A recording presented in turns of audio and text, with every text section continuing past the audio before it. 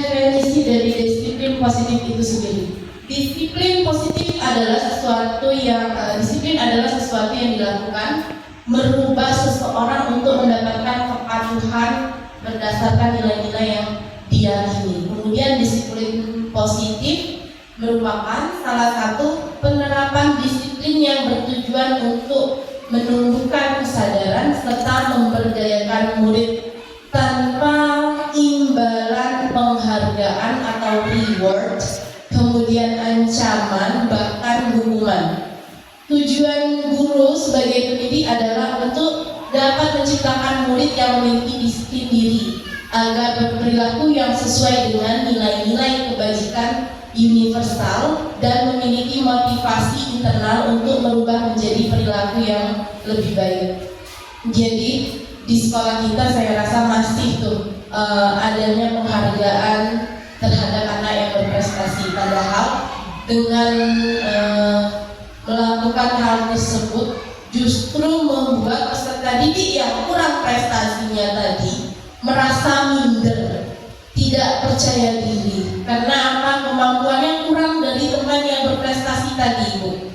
Kemudian ancaman atau hukuman. Berarti kita di sini ketika melihat anak kita di sekolah melakukan kesalahan, melakukan sesuatu yang tidak sesuai dengan aturan atau norma kita di sekolah, kita senang menghukum atau mengeluarkan kata-kata ancaman. Dan menghukum di sini maksudnya adalah contohnya anak datang terlambat disuruh bersihin WC.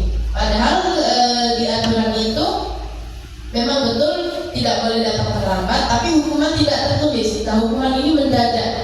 Kita inisiatif sendiri bahwa anak yang terlambat ini langsung berikan hukuman WC. Padahal dengan menghukum WC itu tidak ada korelasinya, hubungannya. Apa hubungan antara anak yang datang terlambat dengan kebersihan WC? Seharusnya ada cara lain dari menghukum anak seperti itu yang masih memiliki keterkaitan dengan datangnya anak yang terlambat ini tadi. Kemudian masuk ke nilai-nilai kebajikan. Nilai kebajikan ini maksudnya adalah nilai yang kita anggap baik, yang kita yakini baik dimanapun kita berada. Berarti secara umum nilai itu baik. Yang pertama untuk di sekolah, nilai kebajikan profil belajar Pancasila tadi, elemen-elemen profil belajar Pancasila itu wajib kita terapkan dalam kehidupan di lingkungan sekolah.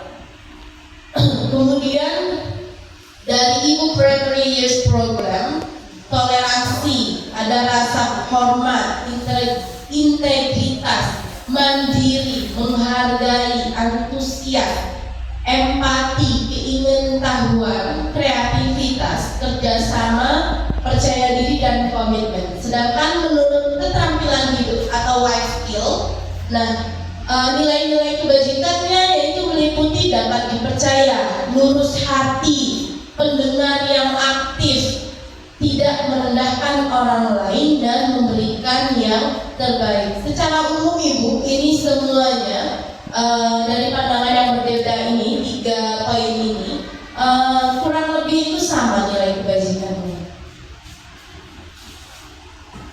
Kemudian kebutuhan dasar manusia. Dan saya yakin baik itu guru, baik itu murid, itu kebutuhan dasar kita sebagai manusia tetap sama, di mana segala sesuatu yang dilakukan untuk mendapatkan apa yang kita inginkan, apa tindakan yang perlu dilakukan untuk mencapai tujuan tersebut, dan semua usaha terbaik yang dilakukan semata-mata untuk kebutuhan dasarnya supaya terpenuhi. Kebutuhan dasarnya apa saja?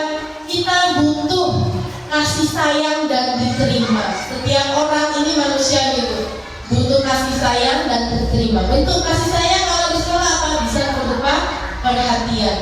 Kamu kenapa terlambat? Kamu kenapa tidak mengerjakan PR? Itu bentuk perhatian kita terhadap peserta didik. Itu sudah dinamakan kebutuhan kasih sayang dan rasa diterimanya terpenuhi. Kemudian kebebasan. Nah, di dalam proses hidup kita baik sebagai murid, sebagai guru, apalagi murid, dia butuh kebebasan mereka untuk mengekspresikan dirinya. Tapi kita sebagai guru bagaimana cara supaya dapat murid kita dapat mengontrol kebebasannya atau mengarahkan kebebasannya ke arah yang tepat. Kemudian kesenangan.